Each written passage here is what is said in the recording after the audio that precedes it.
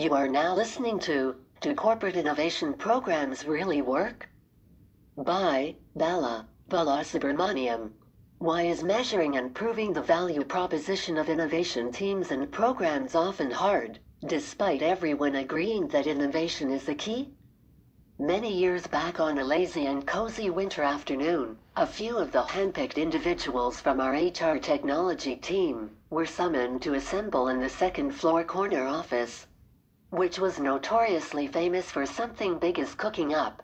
The top brass on the campus showed up, suddenly and unexpectedly without the routine pomp and circumstance. We were surprised to see the subtlety and even more surprised when he said, "We are going to lay off, folks. Get ready with your HR tools." Despite hearing the sad news, there was a moment of relief in the room, because we knew we were all officially spared. Amidst pizza, snacks, beverages, and now additional stakeholders coming into the room, the conversation started for who and when. Then, the very first nomination we heard was, "Why don't we start with easy choices like our corporate innovation program?" Uh-oh. In this third article of the series, Making Innovation Ordinary, let's explore a few simple techniques on how to transform your innovation programs strategically and successfully, and to enable your innovation teams to survive not only the seasonal weather, but thrive to earn a ticket to join the elite club. We should put an end to the charade of mandating innovation teams to, again and again, prove why they should continue to not only exist but lead the pack. Join me. Heading: Go alone to go fast, go together to go far.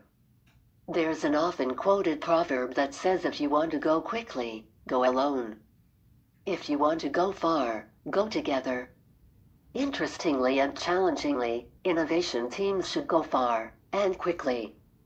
Otherwise, your existence becomes an open-ended question mark and your survival can be anyone's guess.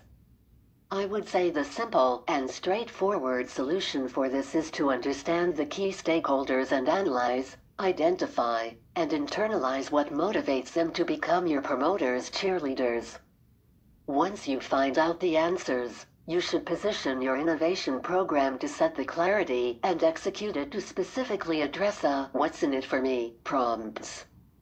Here I outline the major actors in a typical enterprise environment and what motivates them to support you. Feel free to adjust this blueprint based on your organization setup, culture, etc. Heading: All starts with a strategy. The first prerequisite of any innovation portfolio is that there is an actual innovation strategy.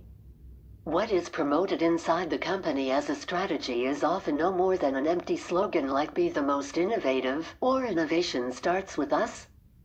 A viable strategy will tell you how the program will inspire everyone to participate, which projects belong in the portfolio and which do not, how the teams will be coached and enabled to recognize and jump on a small spark to a good idea and then guided to a viable innovation. Simply put, what does your company require from innovation in order to execute on its vision? This requires good communication between innovation managers and senior management. Senior managers should be actively involved in the development of the innovation portfolio approach to help innovation departments not only fund projects to some level of success, but to prevent them from being orphaned when no one from the C-suite is interested in adopting the project into the core business.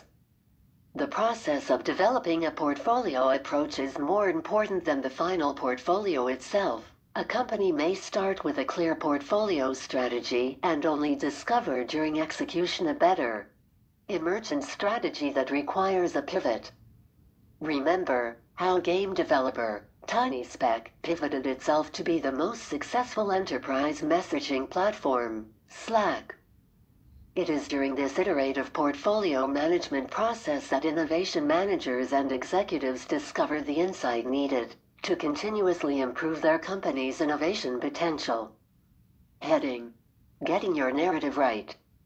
When my son was young, I tried to reason with him about the existence of unicorns during his bedtime stories. I lost my case every single time to agree with him that they do exist, so he could go to sleep as a winner. When I took on the role of Innovation Program Manager for the first time, I once again lost to my boss agreeing to implement our Unicorn Innovation Program to yield breakthrough ideas to produce financial returns immediately. Yes, I failed miserably in hitting that ill-conceived mark. But I was blessed that the same boss was ready to bear the collective responsibility and graciousness of awarding me another go to do it right and successfully. The lesson I learned from that experience was that you should set the right clarity, realistic expectations, and guiding metrics for what this program is about, and what it is not about from the get-go. Instead of boiling the ocean, pilot the program with an innovation-friendly internal organization, showcase the results and success stories. Work your way to expanding it to the whole company in stages. You should decide upfront on the guiding metrics that you will use to track progress for your own and to demonstrate the program's impact on your stakeholders in order to enjoy their continued and even fortified support. Speaking of metrics, I have seen most innovation teams focus on activity metrics on one side and the impact metrics on the other side. The best metrics are specific to your company and culture, where you are in your innovation journey, and where you want to take it in X months. I have outlined the baseline we use here at Innovation Minds for you to have a reference. Heading: Antibodies at Work. Two fitting terms have made their way into the business vernacular where innovation is concerned: innovation antibodies and innovation theater. Both can be navigable tendencies that innovation teams learn to recognize, seek out, and manage with finesse, seeking a win-win. Being aware of who they are and what resistance may exist is really the best defense. Innovation antibodies are typically corporate departments that see new ideas coming from another part of the business as risk elements that need to be managed and/or mitigated. They can also be seen as individuals that persistently work to kill off ideas, based on their own resistance to change and comfort with the status quo. Actually, it's a much less sinister situation. The so-called naysayers are a necessary check and balance. They usually serve in roles that have responsibility for protecting their organizations from assuming the costly risk of misaligned decisions. Sometimes they're motivated by short-term results over longer-term transformation opportunities. They are usually skeptical by nature. That said, others are wise to understand these individuals can be the single most important lever for sustained relevance.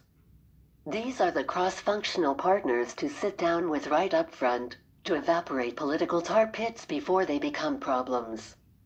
They require innovation teams to think about opening the door to persistent collaboration between functional teams.